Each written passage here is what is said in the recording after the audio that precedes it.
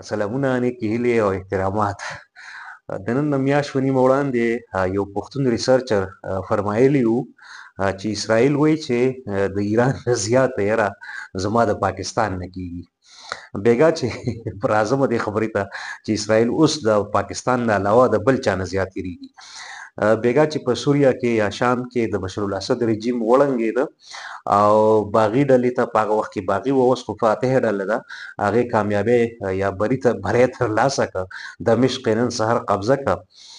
نو ما وکته په فیسبوک کې چې په خوست کې، په جلال آباد کې او د افغانستان په ډیرو سیمو کې خلک راوتلی دی، جشن نمانځي یا بریاوې نمانځي او د خوشحالۍ او تبریک اظهار کوي او په فیسبوک کې پښتانه وروڼه یو بل ته مبارکیانې ورکوي. نو زموږ ډېر لار خطا کړې ده چې اوس موږ په کم تاخ کې کینو، یعنې خوشحاله شو او که خفه شو. ځکه یو طرف ته پې خوشحالي ځکه پکار ده چې زمونږ پښتانه وروڼه په دغه انقلاب باندې ډېر خوشحاله دي، خو بل طرف ته په دغه انقلاب باندې بیا د حماس او حزب الله یا مخالف او د فلسطینیانو قاتلان اسرائیل هم خوشحاله دي. نو اوس مونږ ایرانی چې او بیا هم زمونږ دغه خلک چې د حزب الله د حماس او فلسطینیانو پلویان دي، طرفداران دي، نو هغوی د بشر الاسد چې هغه ډېر ښه طرفدار لاجسټک سپورټ پې ورکوو حماس ته او فلسطینیانو ته او حزب الله ته، نو زمونږ خلک هم د هغه دوه ډلو طرفدار دی او هم د ده مخالف دی، د ده د باغیانو طرفدار دی. نو زمونږ دپاره اوس دا کنفیوژن دی او زمونږ اوس زیاته یره د پاکستان او د ایران نه علاوه د خپل ځان نه کېږي چې اوس په دې معامله کې خوشحاله شو او که خفه شو.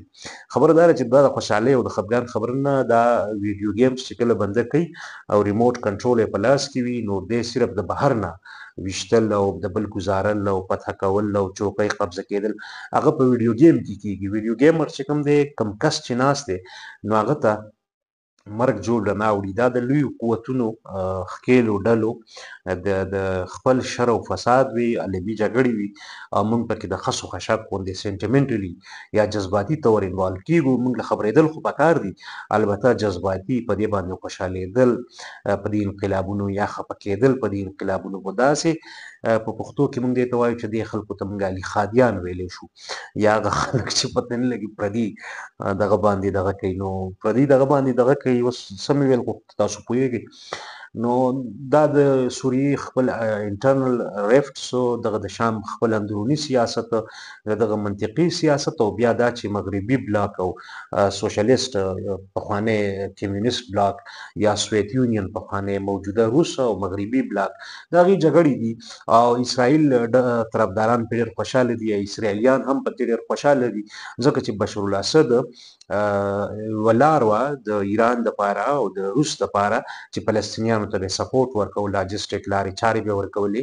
په امریکې څومره مزاحمت چې په عراق کې کېده، نو بشر الاسد به عراقیانو ته هغه مزاحمتي ډلو ته پناه او مرسته او تیل او سهولتونه ورکول.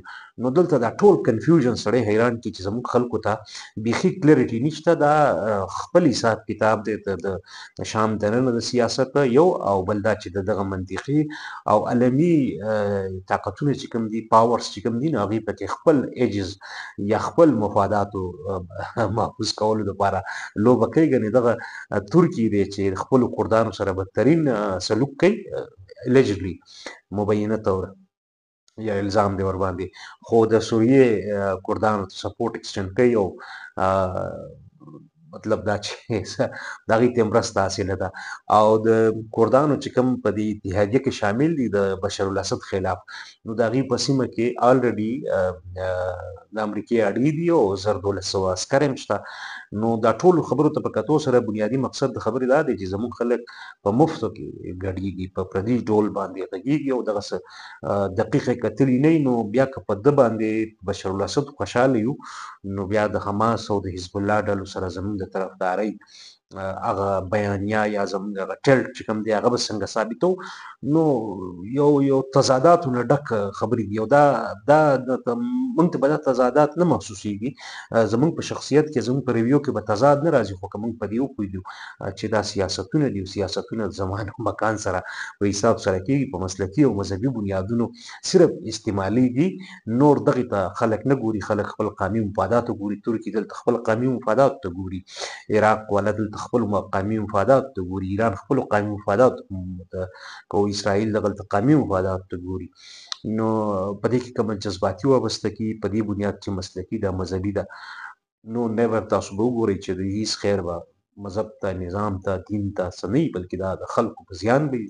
خدای دې وکړي چې خلکو ته خیر راورسي، خو که زیان او فایده او نقصان وي، نو هغه به قومونو ته کېږي، مذهبونو ته، مسلکونو ته به د دې کوم خیر نه رارسي. او ما او تاته خو مونږ په دنیا په داسې ګوټ کې یو چې بد کېږي د هغې تود باد رارسي. البته که ښه چا سره کېږي نو بیا مونږ نه څوک یادوي نه، مونږ د بدې ورځې تربوران یو، نه چې د ښې ورځې وروڼه. نو دغه یو څو عرضونه مې وو. خوشحالي که څوک کوي نو دا دې هم په نظر کې ساتي چې همدغه کس و چې لاجسټیک سپورټ او اخلاقي سپورټ یې ورکوو حماس ته، حزب الله ته یا فلسطینیانو ته. البته حماس سني ډله ده، خو مرسته ورته د ایران اصل ده، او بل طرف ته پی ایل او چې کوم ده نو هغه سنیان دي. که په دغه پریزم کې یا په دغه چکر کې ځینې خلک سوچ کوي هغه یاسر عرفات والا یا محمود عباس والا ډله ده، کوم چې د مین سټریم فلسطیني کاز مخکې بوځي، یا د مین سټریم پارټي ده، یا د مین سټریم فلسطینیان دي، او دنیایي مني هم او ډېرو ملکونو ریکګنایز کړي باډي ده. خو به هر حال زموږ د کمیلمۍ په وجه باندې ډېر تضادات دي زموږ په فکرونو کې، زموږ په سوچونو کې. نو به هر حال موږ په کم تحقیق کې یو، دا راته تاسو ووایئ. او د اسرائیل نه علاوه اوس د پاکستان نه علاوه نور زموږ اسرائیل تر ټولو نه لوی خطر زموږ د تضاداتو نه، د ډکې رویې نه دی. کور ودان د وخت راکول د اورېدو، که څوک پرې پوه شوي یې ډېره ښه ده، که نه وي نو زه په خپله هم سم نه یم پوهه چې په افغانستان کې دا خلک ولې راوتلي دي.